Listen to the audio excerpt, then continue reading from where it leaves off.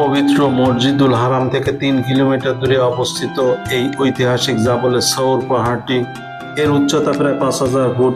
হযরত মুহাম্মদ সাল্লাল্লাহু আলাইহি এর নবুয়ত প্রাপ্তির পর মক্কায় কাফেরদের অত্যাচারের মাত্রা বৃদ্ধি পায়। তখন আল্লাহর নির্দেশে তিনি মদিনাতুল মুনাওয়ারায় হিজরতের সিদ্ধান্ত নেন এবং হিজরতের পথে কাফেরদের হাত থেকে আত্মরক্ষার জন্য এই উঁচু পাহাড়ের চূড়ায় অবস্থিত গুহায় আমাদের প্রিয় নবী হযরত মুহাম্মদ সাল্লাল্লাহু আলাইহি সাল্লাম ও তার বিশ্বস্ত সাহাবী আবু বকর রাদিয়াল্লাহু তাআলা আনহু ৩ দিন অবস্থান করেছিলেন।